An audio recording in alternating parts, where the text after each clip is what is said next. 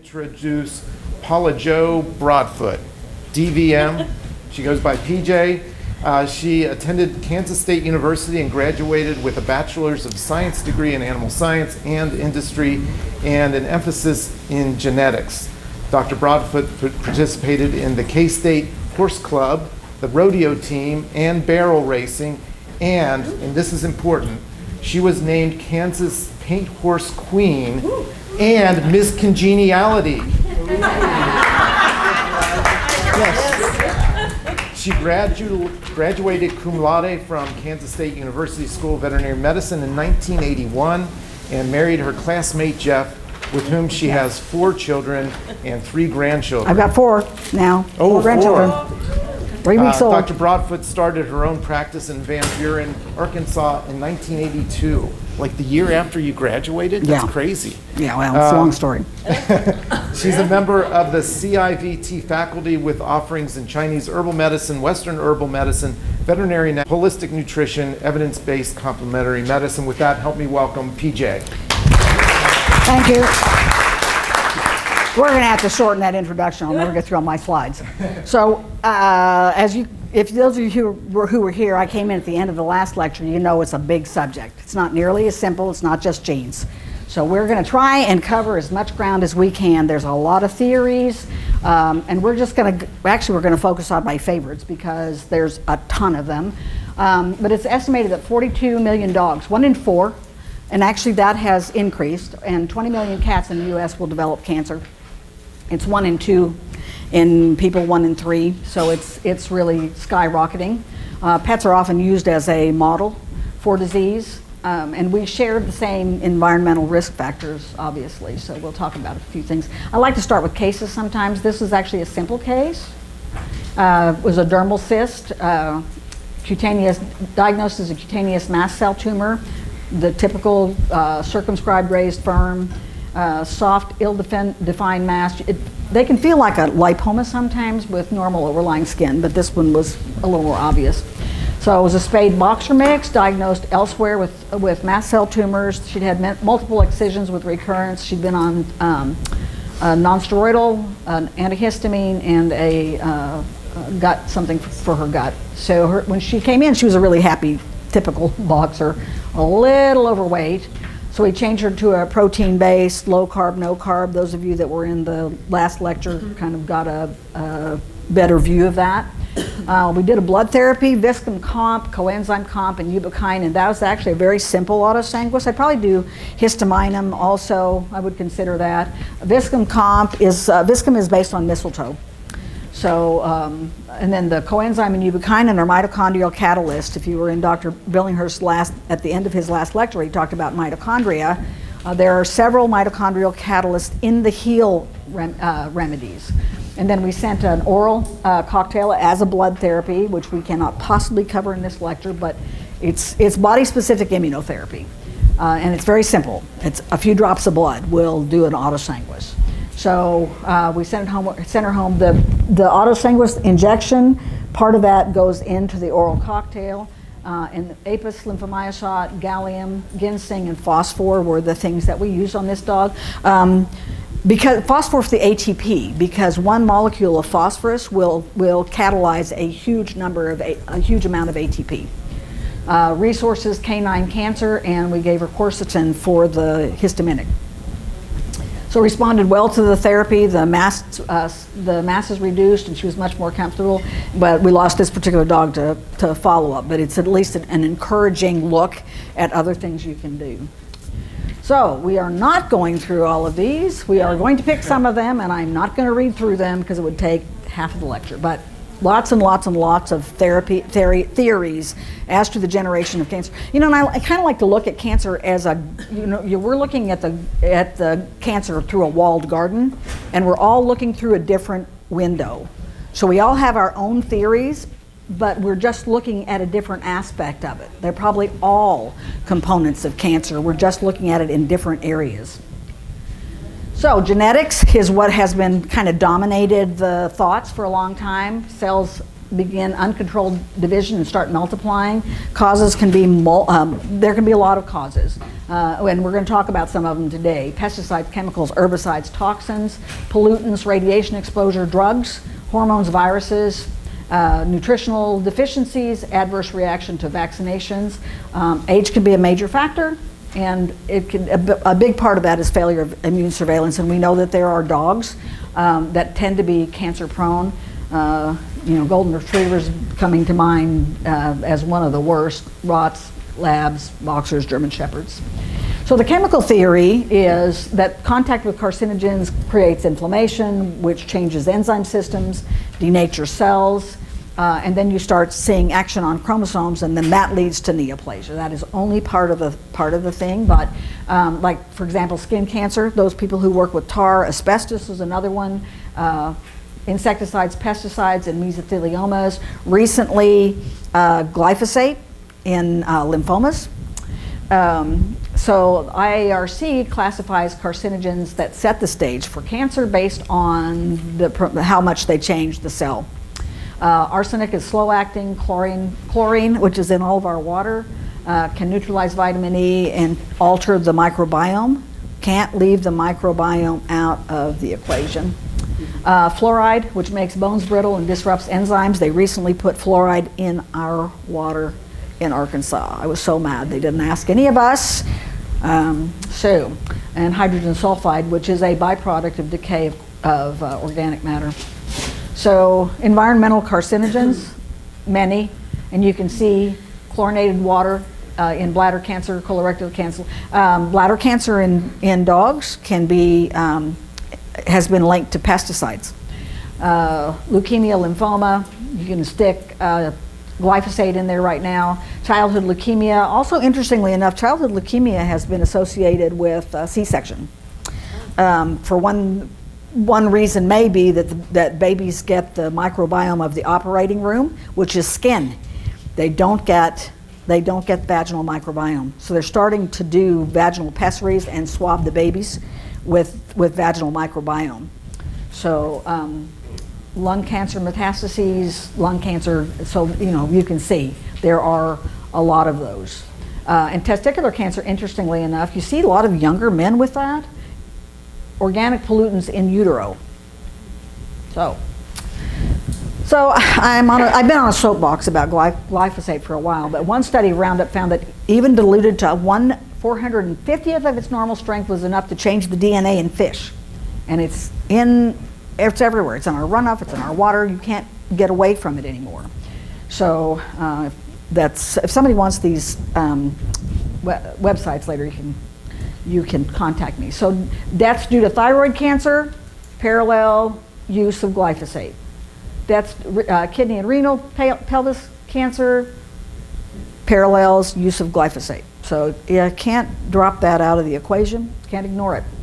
So cancer and neutering, the relationship isn't actually clear to that, but they find that if they spay bitches early, you get decreased mammary neoplasia, obviously, but you're going to get a higher risk of hemangiosarcoma. Cardiac hemangiosarcoma risks were 5 times greater in spayed females. Neutering decreased the risk of feline leukemia in female cats by half, but that is probably because of the contact, yes, biting and breeding. But neutering nearly doubled the risk of osteosarcoma in one study in dogs, and they were more likely to develop lymphoma. So you take a few things out of the equation, but so we try and neuter after or we recommend neutering after they've reached full growth, and I think that will probably help us to some degree. There are actually, estrogen is protective, and testosterone is converted to an estrogen type. So when you take all that hormone away, you've increased the risks. You've lost some of your immune system. So irritation, hyperregeneration, and cancer is an unhealed wound are all theories that are kind of related. They feel like chronic irritations, whether they're thermal, mechanical, or inflammatory, disturb tissue equilibrium. And then you get proliferation in some tissues, like we talked about asbestos and mesotheliomas earlier. Cancer of the urinary bladder with schistosomiasis, cancer of the bladder, kidney, gallbladder, with calculi, and stomach cancer with gastric ulcers.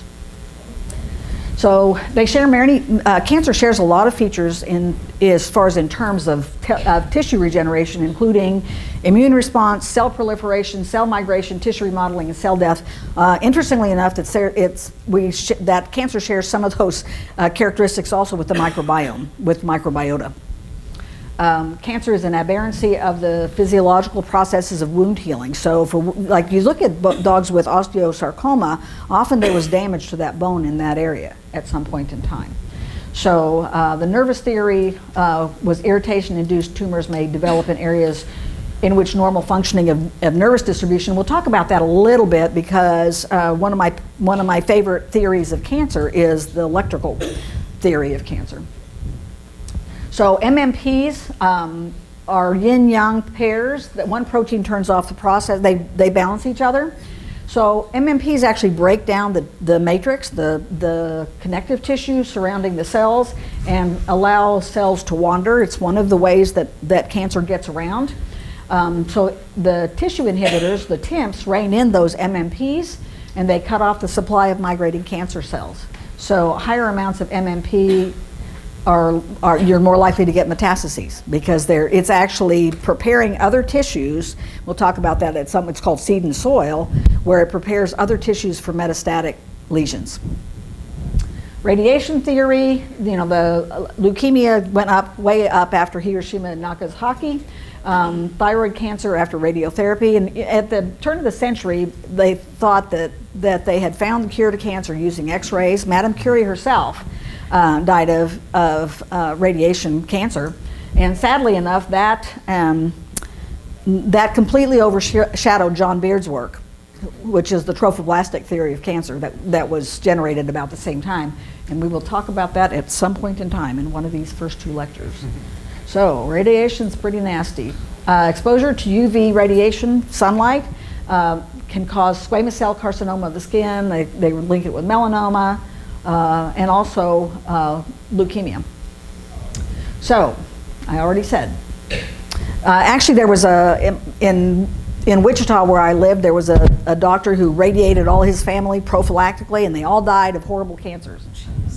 So, carcinogens, radiation, skin cancer, chemicals, tobacco smoke, etc., viruses. These can be initiators, and then there's promoters, things that increase the risk. Some of it, and I just said estrogen was protective. It can also be a promoter. Depends on the type of cancer sometimes, like breast cancers, for example. So the mutation or cellular theory. Who was not here in Dr. Billinghurst's lectures? Oakville. Well, right, never mind. So there's an alteration of genotype at the DNA level. Not all mutagens are carcinogenic. Most lesions are repaired. Body's very efficient at repairing. Example, a human body is composed of 10 to the 14th cells, 35,000 genome, with a mutation rate of roughly 10 to the 7th power per gene per cell division. So a huge number of mutations are going on all the time, but the body recognizes that and takes them out. It's only when the recognition factors disappear or those cells evade detection, and that can be a huge problem. So most mutations don't affect the cell function. They're repaired, they're taken out of circulation, they're destroyed by our immune system. But if that mutation has genes that control growth or protect the genome, it can create a clone of cells. They replicate themselves. So you get successive mutations, you get successively more aberrant cells. So it's estimated that a minimum of 4 to 7 mutated genes are required for transformation to malignancy. So, common attributes: autonomous generation of mitogenic signals, insensitivity to anti-growth signals, resistance to cell death, limitless replicative potential. I think one of the cancers that they use is from like 50 years ago, and there's that cancer tissue sample is still alive, still being studied. Block differentiation, the ability to to create blood supply for itself, the capacity to invade, that was part of that MMPs, the matrix metalloproteinases, and the potential to move. Most of the time, by the time we see something, it's already metastasized. It's already somewhere else. That's why cancer therapy fails so frequently. So chemosurveillance theory, certain polypeptides, antineoplastons. Anybody familiar with Brzezinski? Yeah, you should be. Look up Brzezinski, antineoplastons. He actually found them in urine. That's how he isolated with scanning them, that there was something missing in cancer patients, and it turned out to be these antineoplastons. So cancer cells lack those regulators, but they can be controlled by peptide, giving the right peptides. They are very specific. They're tissue and cancer specific. So you can't just and species specific. So because I contacted him on my first osteosarc dog that got me started on homotox, so I guess it may have been a good thing. But so quantum theory, for those of you who like physics.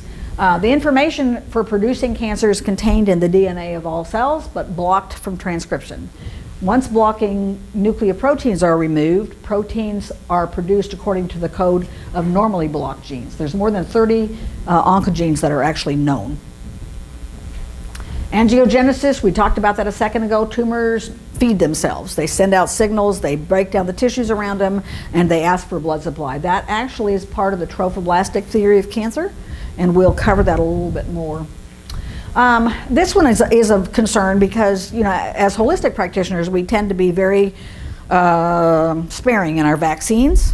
One of the things that is concerning is that mercury alters the collagen. It makes the cells tend towards fibrosis, which makes the mesenchyme rigid and slows down the ability of the body to mobilize things. So we've made the mesenchyme where the communication is poor. Whereas zinc tends towards fibrolysis, so it helps to move the body towards fibrolysis. One of the reasons that colostrum is probably useful, since we have the colostrum guy right up here, is that every species I studied preferentially puts a very high amount of zinc into the colostrum, the first milking colostrum. So it kind of explains some of its potential. Zinc also is absolutely required for the thymus to work. Absolutely required. 2 weeks of zinc deficiency and the thymus will start to involute. So P53 tumor suppressor genes, it's the guardian of the genome. It actually signals cell repair. So it's absolutely critical, and mutations in that gene increase the risk of cancer. Cells do not undergo apoptosis. Loss of P53 can also interfere with apoptosis induced by other stimuli, such as growth factor deprivation or oxygen deprivation, which is another part of a theory that we'll talk about. So the PITC is a compound found in crucifers, watercress, broccoli, cabbage. That's one of the reasons that those have some anti-cancer properties as a food. And it can selectively deplete mutant P53, so you get a better restoration of the wild type. So disordered microbiome. We find more and more things about the microbiota that they do for us. Things like viruses can cause cancer, Hep B and C, human papillomavirus, Epstein-Barr, and that's an ecological issue. A chain reaction starts with inflammation. All of these things end up with inflammation as somewhere in their base. It disrupts the gut microbiome, allowing pathogens such as E. coli. They actually did a study in mice where they gave E. coli to them, and like 85% of the mice developed colon cancer. So inflammation increases the E. coli population by a factor of 100. And there again, things like glyphosate alter the microbiome. One of its first patents was as an antibiotic. So co-carcinogens like hormones, they're not technically a carcinogen, but they can increase the risks. Thyroid adenomas from iodine deficiency, fibroadenomas. Breast cancer has a high correlation with DDT. That was Silent Spring, I think, Rachel Carson many years ago. And when you look at, we'll talk a little bit in one of these lectures, I don't know if it's this one or not, but I'll say it just in case. The obese microbiome, you look at people now, used to drive by schools and there was hardly any overweight kids. And now probably a good 50% of the kids are carrying too much weight. Part of that is toxicity. The body very efficiently stuffs the environmental toxins into fat. It's making a wall around them. So it's not just the food. There are other things that are causing that. Some of those disruptors that are causing that. And the risk in women with rapid weight loss, if they lose weight rapidly, the increase in breast cancer goes up because you're releasing a toxin out of that space. So worldwide obesity rates, I just said that. Increased adipose tissue causes altered storage of the toxicity and dysregulation of the cytochrome P450. In America, 68% are overweight, 34% are obese. That is terrifying. We can't afford the medicine for that kind of metabolic train wreck. Cancer rates actually pretty much parallel that. World Health Organization figures that by next year, 2020, it may increase by more than 50%. So the fat is one of the best places, as far as the body's concerned. The mesenchyme is one of the best places to store toxins because it can kind of protect the cellular function for a while, and we'll talk a little bit about Rekowig's 6-phase table a little bit in the next lecture. So there's a thing called the obesity switch. Roundup sticking down here, change in pathogens, loss of beneficial bacteria, leaky gut, reduced sulfates. All of these things switch on the obesity issue, the obese switch, and gets the metabolism tending towards obesity. So the obese microbiome signals the body to change how the cells use fat. So it stores it as fat. Thin people and obese people have vastly different microbiomes. And if you do fecal microbial transplants, you need to pick them carefully because if you put a overweight microbiome into a thin person, they can actually develop obesity. So probiotics, there was kind of an interesting study on hepatocellular carcinoma. They used a formula called ProHep-C, or ProHep, which slowed tumor growth significantly, reduced tumor size and weight by 40%. Pretty significant for something that's a probiotic. So they did some metagenome sequencing, and they showed that there was a crosstalk. There's biological crosstalk. So the cells communicate amongst themselves. So, we have a microbiota that talks to our brain, to our heart. We used to think the brain was sterile. It's not. So the probiotics shifted the gut microbial community towards a normal microbiome, more normal microbiome.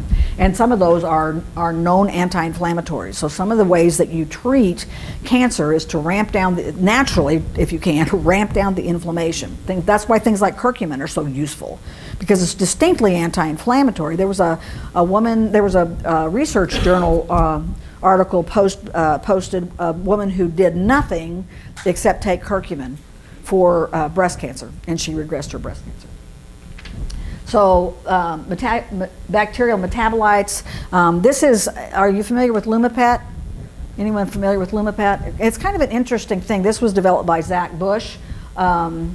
They have each species creates a unique subset of carbon metabolites.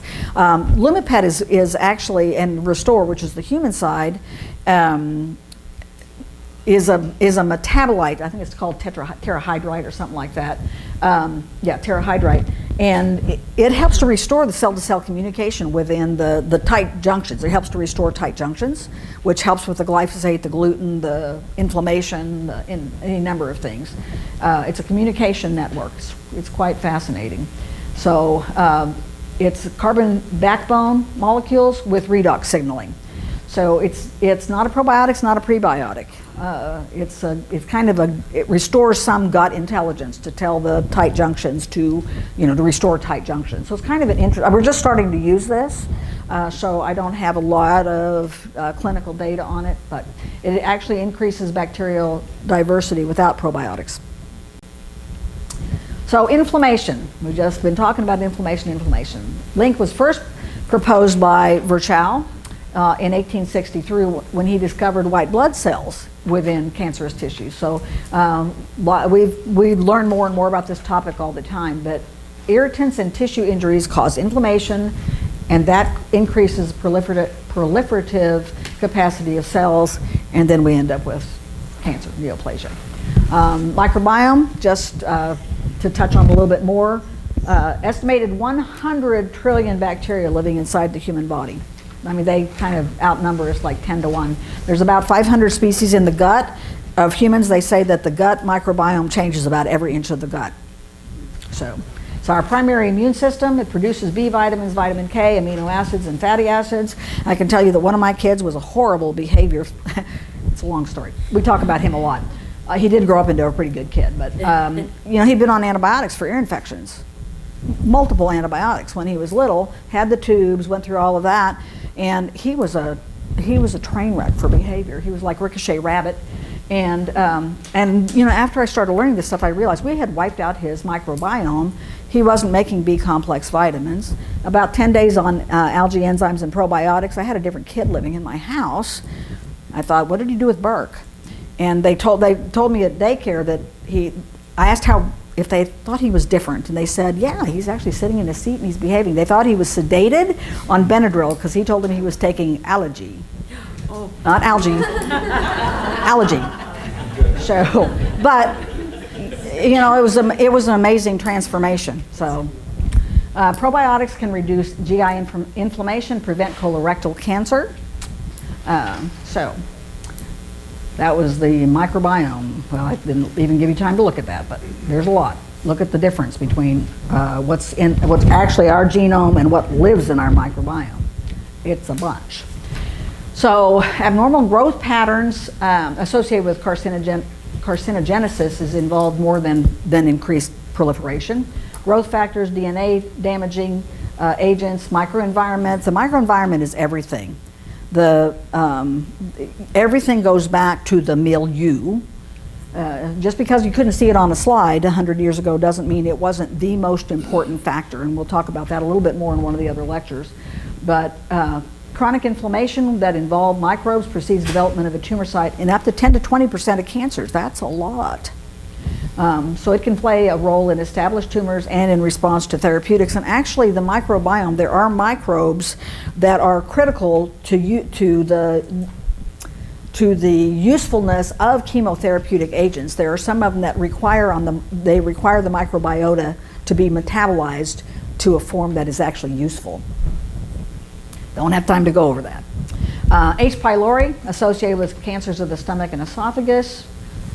So you can look, these are different ones that have actually been clinically associated with specific cancers. So similarities in cancer and bacteria, I had noted earlier, they both rely on communication and cooperation. They both change their own environment, induce genetic changes, enslave surrounding tissues, force them to do the disease's bidding. And providing physical support, protecting them from the immune system, and more. And cancer in itself is much like a biofilm community, which is probably implicated in at least 80% of chronic disease is a biofilm. Well, cancer creates a biofilm. So, we talked about that already. So, seed and soil. Cancer is the seed, and milieu is the soil. So they create a pre-metastatic niche. So they send recruits on before, and they make a niche for themselves. They kind of prepare the soil for them to metastasize there. So distant tissues are already pre-programmed to support cancer growth, and then the metastatic cells leave the primary tumor and navigate to new tissues. And you know people that went for cancer surgery and they took the cancer out, we got it all, and 2 months later it's everywhere. It was already everywhere.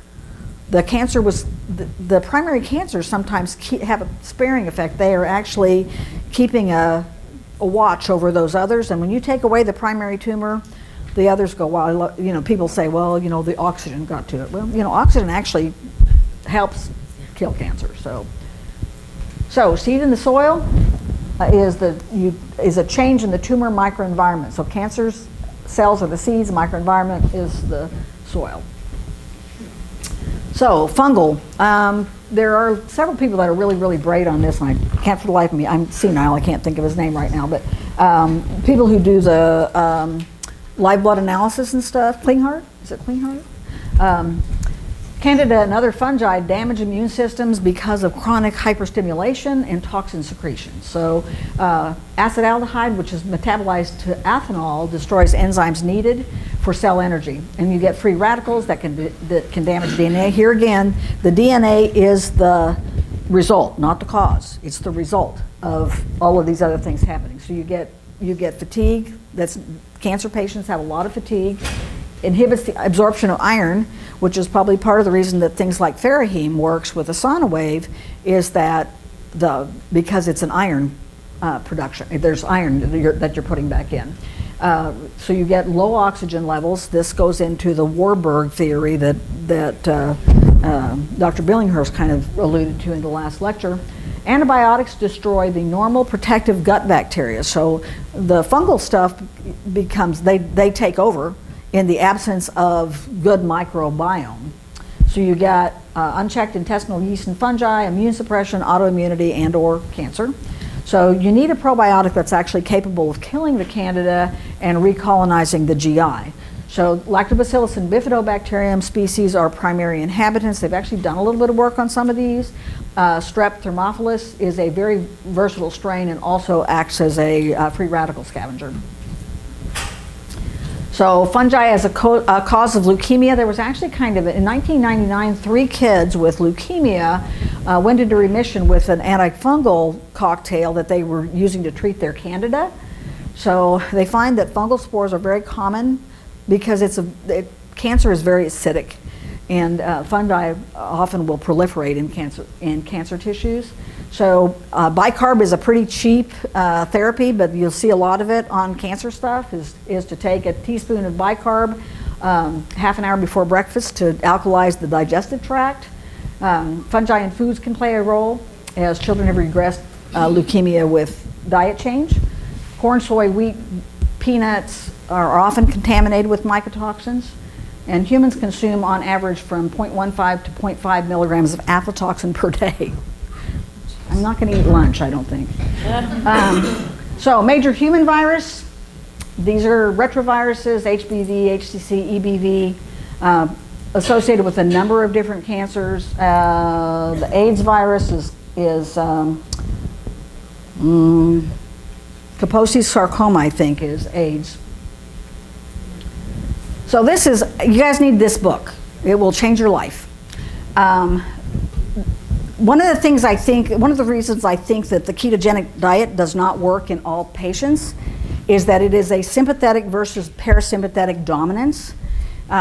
People who are parasympathetic dominant actually need keto. People that are sympathetic dominant do better on the greens and the grains, and if it hasn't been sprayed with glyphosate. There's a ton of work in here that's even unrelated to cancer. It's like 1 in 6 people is taking an SSRI in the United States. And people who are parasympathetic dominant already have too much serotonin. So instead of throwing a drug at it, they're better off. If you're going to do a mood-altering drug, I know I'm digressing, but if you're going to give them a mood-altering drug, you need to be giving them a diazepam or a benzodiazepine.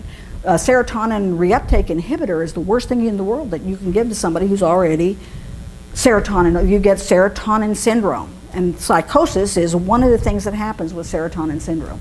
So I'll get off that soapbox for just a second. So anyway, this particular book gives you a ton of information, and they're going to try and program these diets into the Quest for anybody who has a Quest. So Donald Kelly proposed that cancer only occurs in a state of autonomic imbalance, and he actually came to that. He cured himself, actually his mother cured him, but cured himself of metastatic pancreatic cancer with the use of diet. She came and fed him, and he felt so terrible. I mean, he could see the cancers regressing because he was obtunded to begin with and was shrinking. But he felt so awful that he went to a pharmacist friend of his and he said, well, you need enzymes, and one specific enzyme at that time had enough trypsin and chymotrypsin, we'll talk about it a little bit more, but trypsin and chymotrypsin to digest the coating of the cancer so the immune system can actually see it. So, but the thing was, he thought when everybody heard he had cured himself of pancreatic cancer, he had people flock to him. I didn't realize he had seen 10,000 patients or more, and he was a dentist. So, but what he discovered in the process of that was that it didn't work for that type of grains and greens did not work for everybody. He had a young woman come in with horrible, life-threatening allergies, and she got worse on that diet. And he told her mom to feed her raw meat, which sounds awful to me, but raw meat. But it immediately improved her. She was a parasympathetic dominant. Parasympathetic dominants have leaky mucous membranes. They tend towards autoimmune disease, lymphomas, leukemias, so because they have an overactive immune system. So if we knew whether they were sympathetic or parasympathetic, that would probably explain why ketogenic only does not work in 40% of the dogs. I'd love to see that raw data and see what kind of dogs they were. So just said that. Okay, never mind. The sympathetic nervous system tends to be solid tumors, where the parasympathetic tends to be immunological malignancies.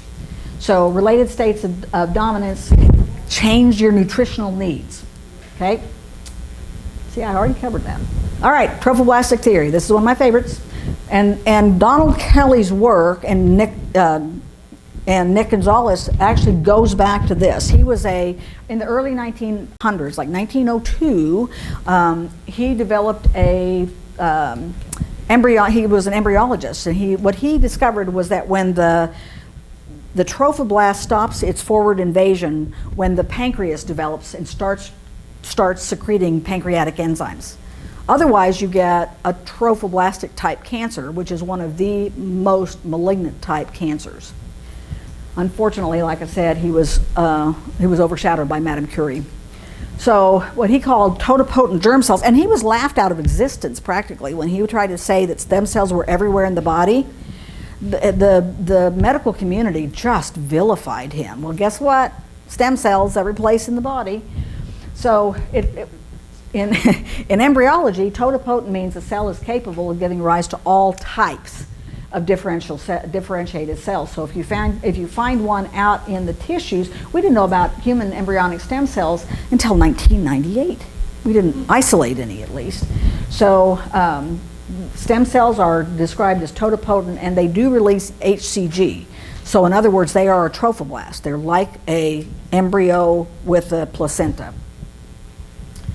So allopathic medicine believes that cancer is caused by viruses, yada, yada, yada.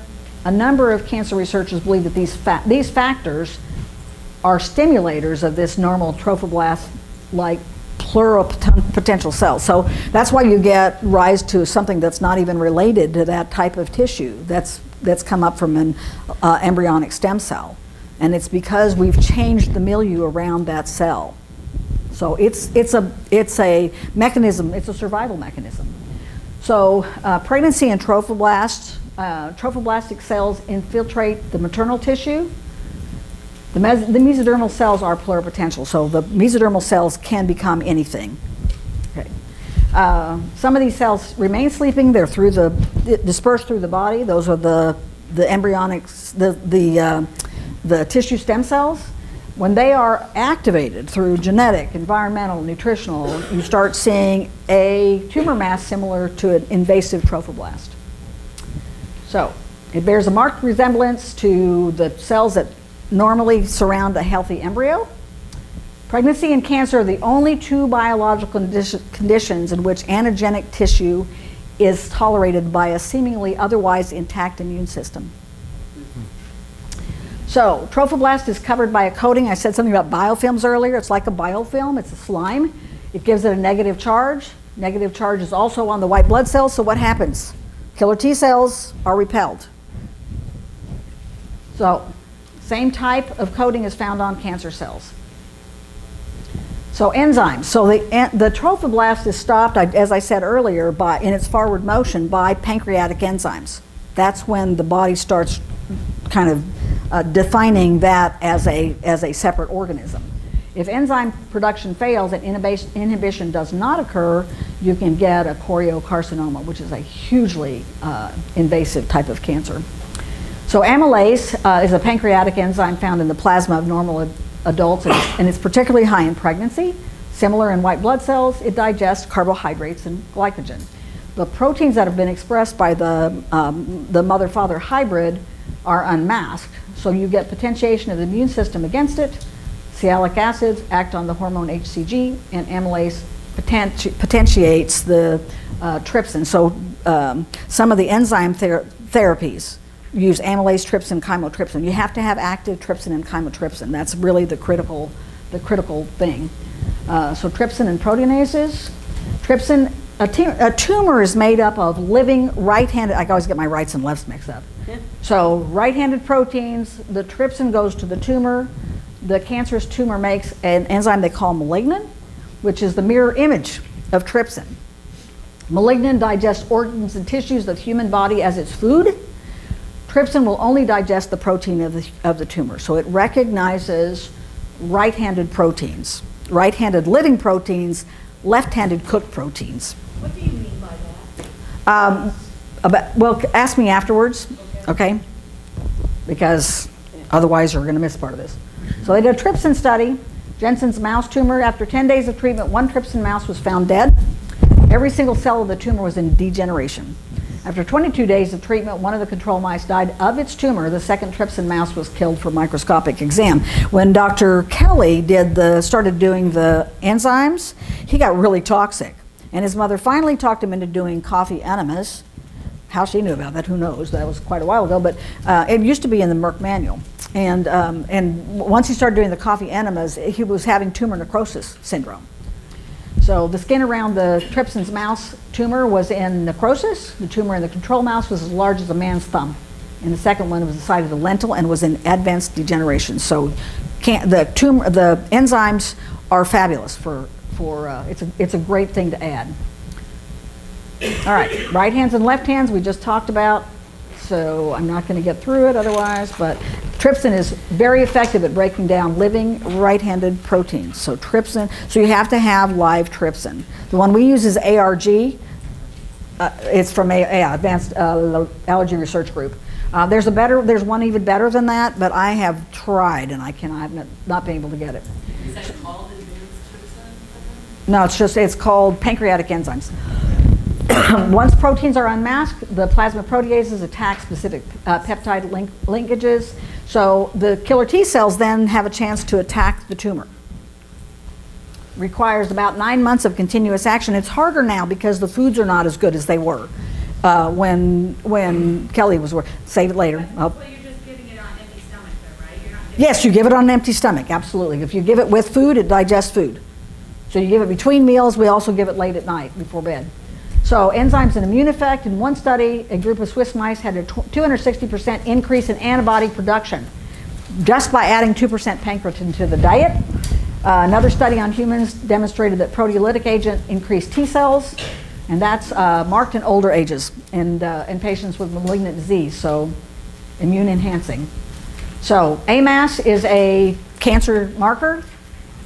Not all cancers have the same degree of expression. HCG has by far the widest. There's another one in here, and I think it's in here. Hold on. Genetic analysis. They found that almost all cancers produce HCG because it's a trophoblast. Unless you are a pregnant woman, you should not have circulating human chorionic gonadotropin. 85 different cell lines, cancer cell lines, were found to have HCG, express HCG. So the more HCG, and actually is kind of proportional to the degree, to the seriousness of the case. I put in there just, yeah. So theory of hereditary predisposition, we've kind of already talked about that. So I've got a case. I wanted to give this case. So Dexter came in with very large lymph nodes. He was on steroids. They had given him about a month. I mean, they were huge. Even on steroids, they were huge. About that big, the prescaps were. Diagnosed and treated elsewhere. Vitality was down. He was still in pretty good flesh at that point in time. So we gave him a thymus immune injection, which the thymus injectable is really hard to get, like impossible. There are some in Europe, and they're working on getting it for us again. We did a cocktail with Jesse's, which is it has a complex for liver, kidneys, mitochondrial support, has procaine in it. We'll talk about procaine in another lecture if you can survive. We did Keo Prime, which is a thymus colostrum, mycocycline, which is a liquid mushroom. We put these all in one. People can't keep up with 10,000 things. Seems like it already as it is. Pancreas glandular, which is the enzymes I was talking about a minute ago. And then SVGA immune support, which is a blue-green algae that we create in the clinic. We ran a quest on them so we could kind of tack things down a little bit better.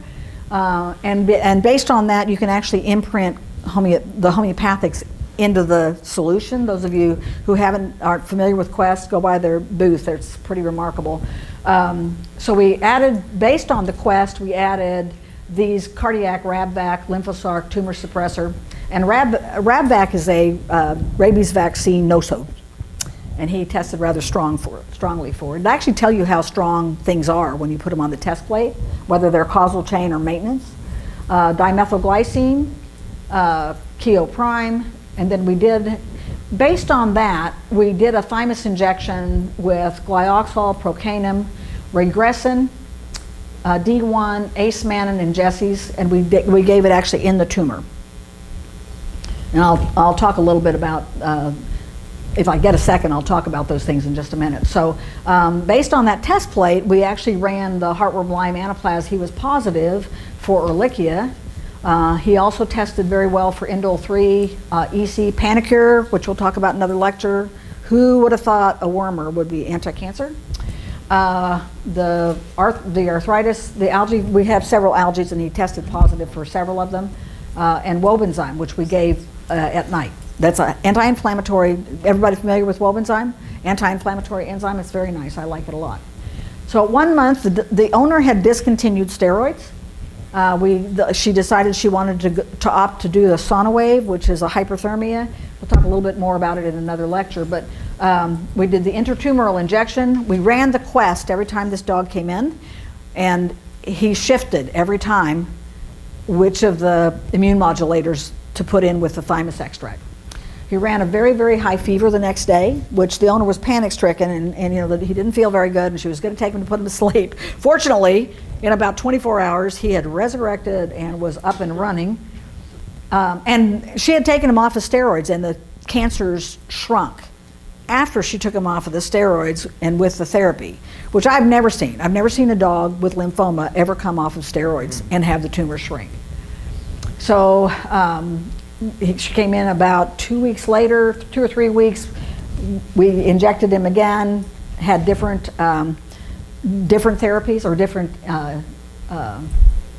adjuvants, added IP6. This time he asked for SPL and asamanin. Then we didn't see him again for like 6 weeks. They had just a bunch of stuff. She drives an hour and a half, and he'd been put back on steroids. We SonaWaved and did the thymus injection, but he crashed about 2 weeks later. He'd just blown back up again.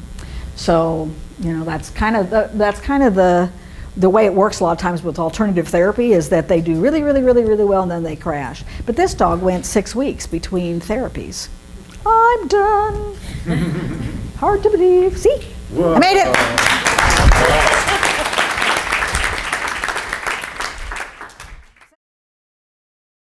Finding your visibility in today's climate with website creation, hosting, SEO and social media management, telephone greetings and VoIP services, and online video production.